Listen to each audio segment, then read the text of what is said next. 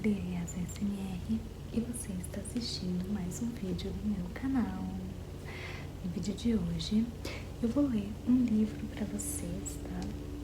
Gente, não repara nas minhas unhas, olha só, quebraram.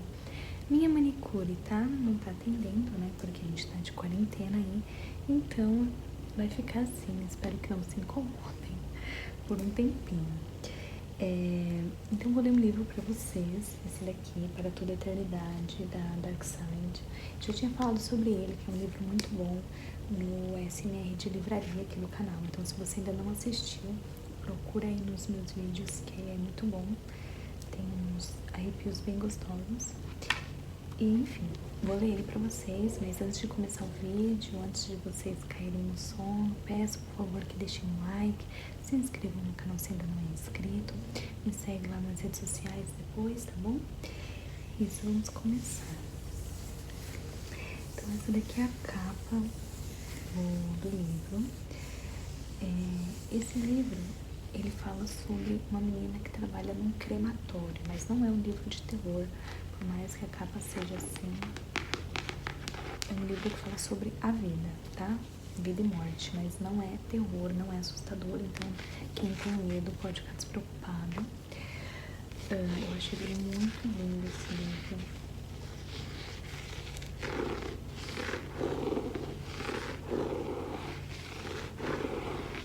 Tem esses tons de azul. Acho muito lindo.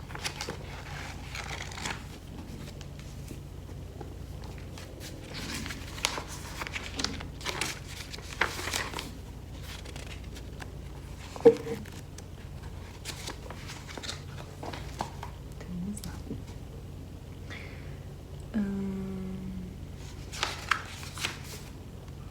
Então, o livro é da Caitlin Dot, não sei muito bem como pronuncia o nome dela. E aqui o nome é Para Toda a Eternidade, Conhecendo o Mundo de Mãos Dadas com a Morte. Para minha mãe e meu pai, e para todos os pais que deixaram seus filhos esquisitos serem esquisitos.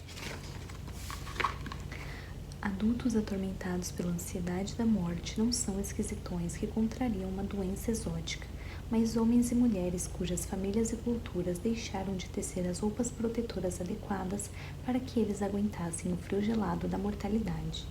Irving Yalom, psiquiatra. Aí tem o sumário. Vamos lá. Para toda a eternidade.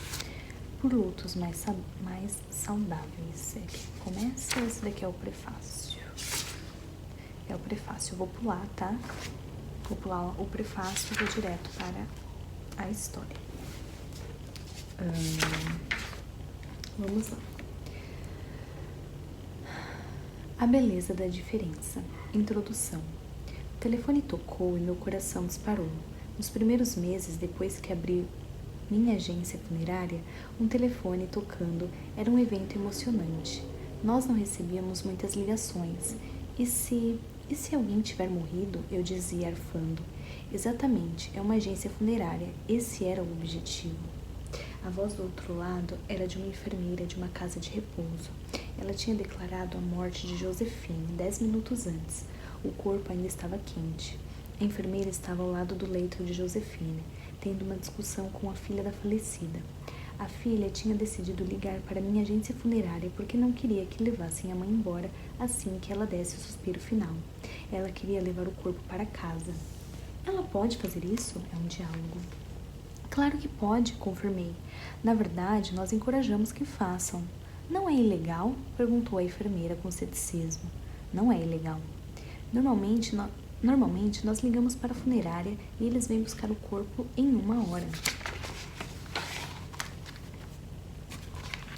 A filha é quem manda no corpo, não a casa de repouso, não o hospital e nem o asilo, e muito menos a funerária.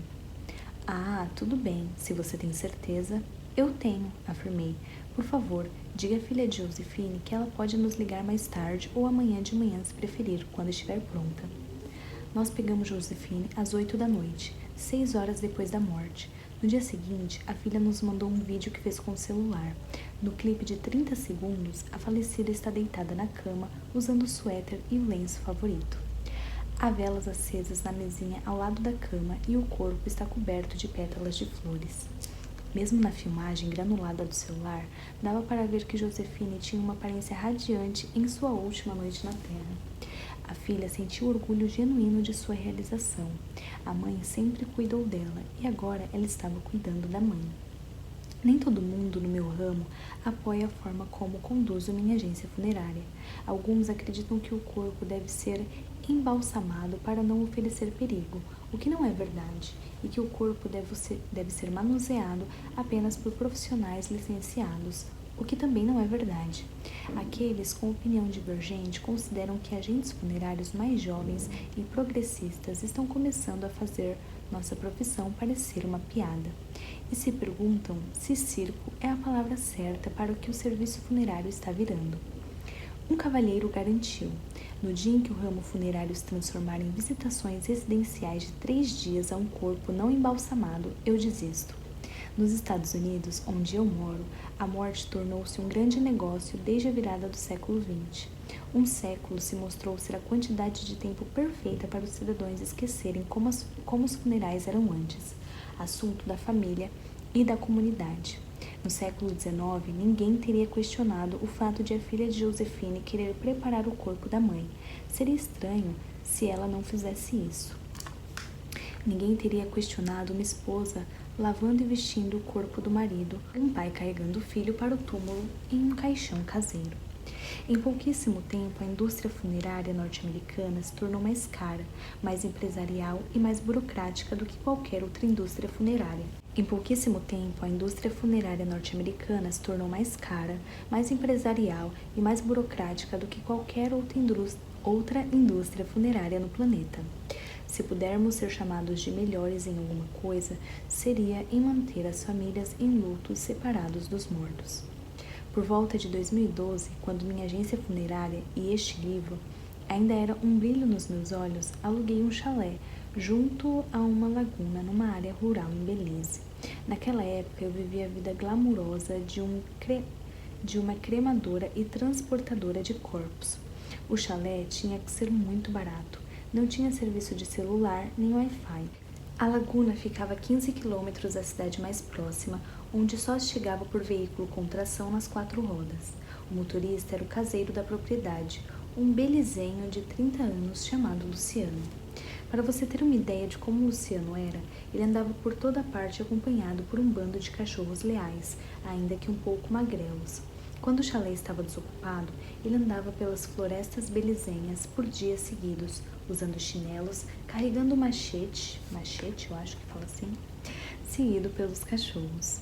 Caçava cervos, tapires e tatus, e quando pegava um, ele matava o animal, esfolava e comia o coração saído direto do peito. Luciano me perguntou o que eu fazia para ganhar a vida. Quando eu falei que trabalhava com os mortos, em um crematório, ele se sentou na rede. Você os queimam? Perguntou ele. Fazem churrasco de gente? Eu refleti sobre a descrição dele. Bom, a máquina fica mais quente do que isso. Vai a mais de 900 graus, então passa bastante do estágio de churrasco. Mas é mais ou menos isso sim. Quando alguém morre na comunidade de Luciano, a família leva o corpo para casa, para um velório que dura o dia inteiro. Belize, que é o nome da cidade, tem uma população bem diversa, presa entre influências caribenhas e latino-americanas, com o inglês como a língua oficial. Luciano se identificava como mestiço, descendente dos maias e dos colonizadores espanhóis, dos maias. O avô de Luciano era o assistente funerário da comunidade, o sujeito que uma família chamaria para preparar um corpo. Quando ele chegava, às vezes o corpo estava em rigor mortis, os músculos tão rígidos que era um desafio vesti-lo e banhá-lo. De acordo com Luciano, se fosse esse o caso, seu avô falava com o corpo. Olha só, você quer chegar bonito no céu? Não posso botar sua roupa se você ficar duro assim. Então seu avô falava com o corpo para fazê-lo sair do rigor mortis? Perguntei. Bem, tinha também que fazer massagem com um pouco de rum para ajudá-lo a se soltar, Mas ele falava com o corpo, respondeu ele. Depois de convencer o corpo a relaxar, o avô dele o virava de barriga para baixo e o apertava para remover qualquer expurgo ou gás de decomposição. Meio parecido com botar o bebê para arrotar. É melhor botá-lo para arrotar do que esperar que arrote em você. É esse o trabalho nos Estados Unidos? Perguntou ele, olhando para a lagoa. Claro, as cidades maiores em Belize têm funerárias que adotaram os modelos de negócio norte-americano, introduzindo as famílias a comprarem caixões de mogno e lápides de mármore. A mesma tendência à modernidade acontece nos hospitais belizenhos, que podem exigir que uma autópsia seja feita, quer a família deseje o procedimento ou não. A avó de Luciano, antes de morrer, disse que se recusava a ser aberta. Foi por isso que roubamos o corpo dela do hospital, disse Luciano. Perdão, o quê? Eu tinha ouvido certo. Eles roubaram o corpo dela do hospital, enrolaram em um lençol e levaram embora. O que o hospital podia fazer com a gente? Perguntou Luciano. Ele tem uma história similar sobre um amigo que se afogou ali mesmo naquela lagoa. Luciano não se deu ao trabalho de comunicar o afogamento às autoridades. Ele estava morto. O que as autoridades tinham a ver com isso? Quando morrer, Luciano quer ser enterrado em uma cova simples, enrolado em pele de animal, com folhas forrando as paredes do túmulo. Ele planeja criar a mortalha de pele animal ele mesmo. Ele explicou que conversa sobre morte, o tempo todo com os amigos. Eles se perguntam: Ei, o que você vai querer quando morrer? Luciano quis saber. As pessoas não dizem isso lá onde você mora? Foi difícil explicar que não, que a maioria não fala disso. Um dos principais questionamentos em relação ao meu trabalho sempre foi por que minha cultura é tão fresca em relação à morte. Por que nós recusamos a ter essa conversa nas quais perguntamos para as nossas famílias e amigos o que eles querem que seja feito com os seus corpos quando morrerem? Evitar o assunto como fazemos é autodestrutivo. Ao fugir da conversa sobre nosso inevitável fim, nós colocamos nossos recursos financeiros e nossa capacidade de processar o luto em risco. Eu acreditava que se pudesse testemunhar como a morte é tratada em outras culturas, talvez pudesse demonstrar que não existe um jeito prescrito de fazer ou entender a morte. Nos últimos anos, eu viajei para observar rituais de morte sendo praticados por todo o mundo. Na Austrália, na Inglaterra, na Alemanha, na Espanha, na Itália, na Indonésia, no México, na Bolívia, no Japão e pelos Estados Unidos.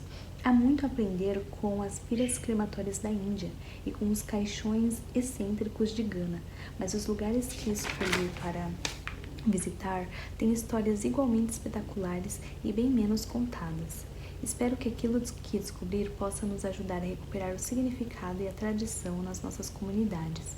Esse tipo de recuperação é importante para mim como dona de agência funerária, mas mais ainda como filha e amiga. O historiador grego Heródoto, em seus escritos há mais de 2000 anos, produziu uma das primeiras descrições de uma cultura que se incomodava com os rituais de morte de outra. Na história, o governante do Império Persa convoca um grupo de gregos. Como eles cremam os mortos, o rei se questiona: o que seria preciso para fazer com que eles comessem os pais mortos? Os gregos hesitam ao ouvir a pergunta e explicam que riqueza nenhuma no mundo seria suficiente para transformá-los em canibais. Em seguida, o rei convoca um grupo da tribo Kalatiai, acho que é assim que pronuncia, conhecida por comer a carne dos mortos. Ele pergunta: por que preço estariam dispostos a queimar os pais no fogo? Os membros da tribo imploram para que ele não mencione tais horrores.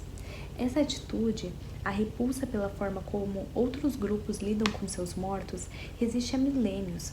Se você já passou a 150 metros de uma funerária moderna, sabe que agentes funerários amam a seguinte citação atribuída a William Gladstone, um primeiro-ministro britânico do século XIX.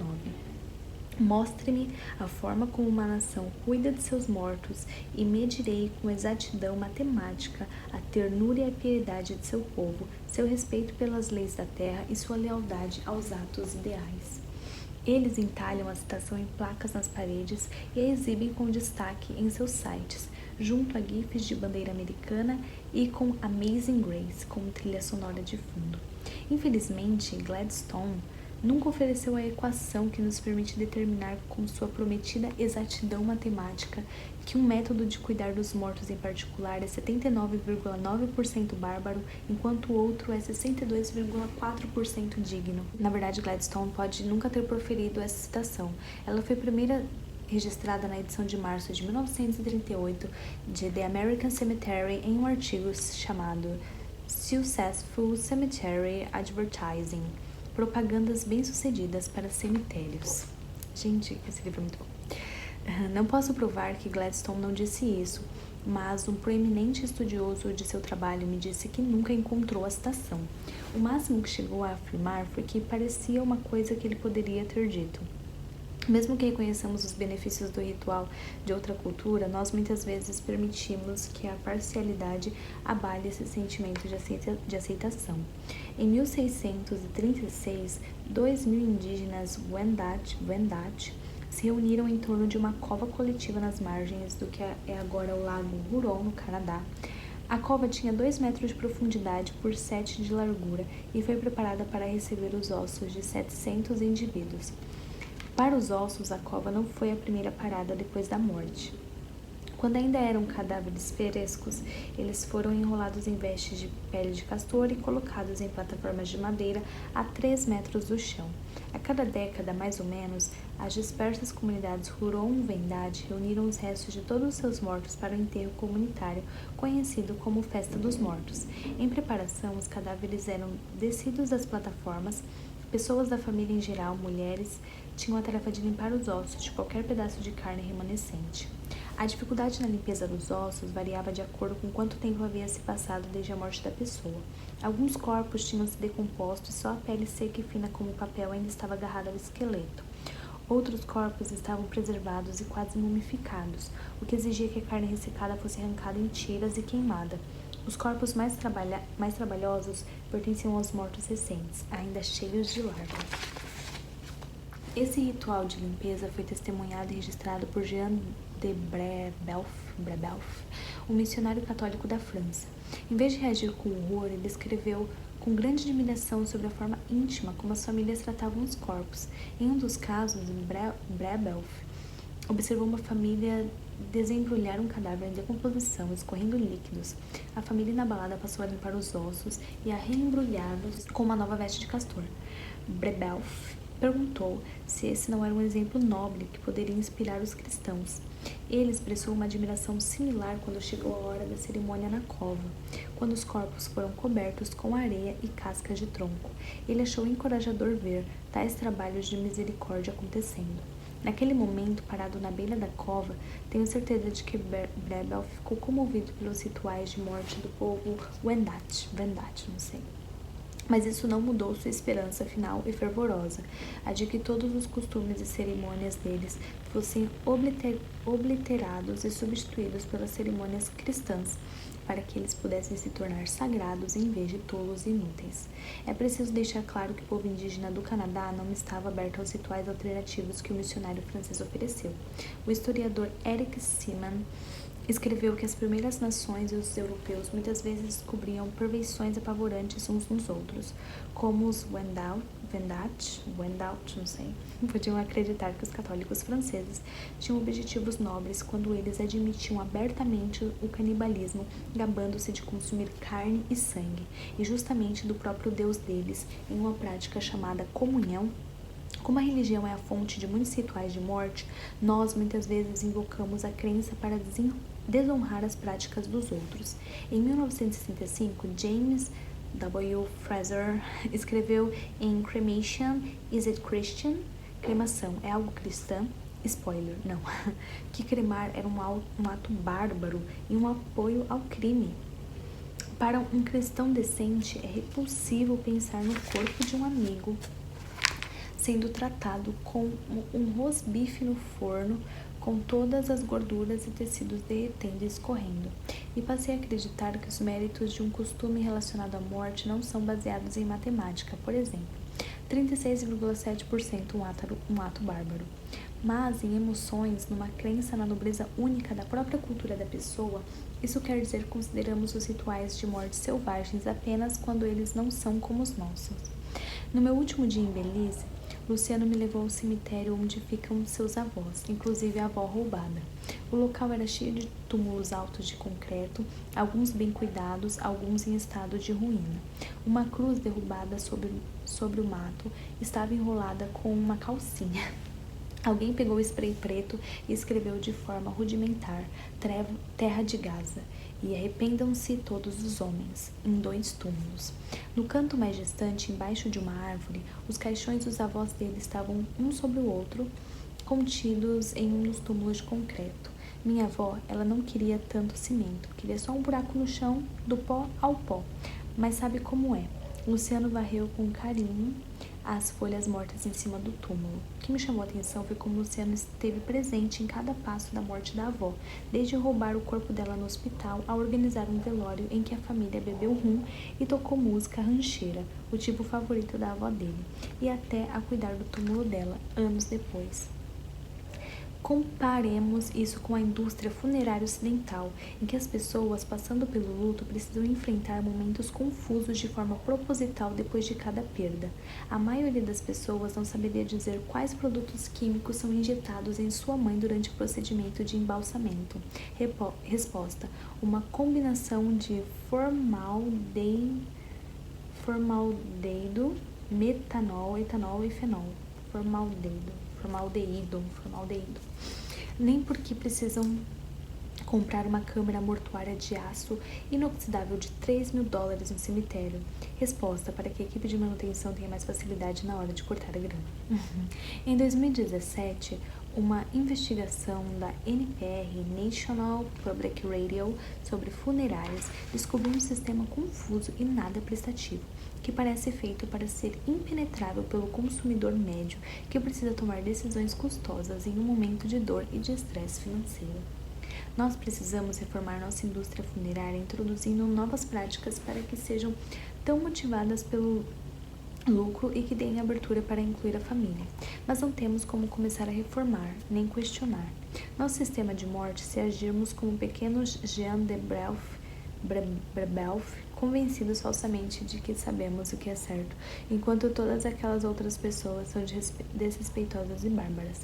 Essa atitude de desprezo pode ser encontrada em lugares totalmente inesperados. A Lonely Planet, a maior editora de guias de viagem do mundo, incluiu o idílico cemitério de Trunian no livro sobre Bali.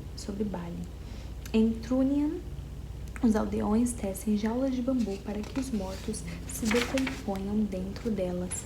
Depois empilham os crânios e ossos na paisagem verdejante. A Lonely Planet, em vez de explicar o significado por trás desses costumes antigos, aconselhou os viajantes a pularem o espetáculo macabro. Usar seu querido papai como fazia o povo Kalachai pode não ser para você. Também não é para mim. Sou vegetariana. Brincadeira, pai. Mesmo assim, é errado alegar que o Ocidente tem rituais de morte superiores aos do restante do mundo. Mas ainda, devido à corporatização e à comercialização e dos cuidados funerários, nós ficamos para trás do resto do mundo no que diz respeito à proximidade, intimidade e rituais relacionados à morte. A boa notícia: nós não estamos presos à nossa distância e nossa vergonha da morte. O primeiro passo para consertar o problema é aparecer, estar presente e envolvido. Em cidades grandes e modernas como Tóquio e Barcelona, eu vi famílias aparecerem para passar o dia com o corpo e ficarem para testemunhar a cremação. No México, vi famílias visitarem o cemitério e deixarem oferendas anos após a morte ter ocorrido, garantindo que ninguém ficasse esquecido. Muitos dos rituais neste livro vão ser muito diferentes dos seus, mas espero que você veja a beleza nessa diferença. Você pode ser alguém que sente medo e ansiedade reais provocados pela morte, mas está aqui, assim como as pessoas que vai conhecer. Você está presente. Então, gente, daqui pra frente vai contar como que é os rituais em certos lugares do mundo. Os rituais da morte, né? Espero que tenham gostado, espero que já tenha dormido. Um beijo no seu coração.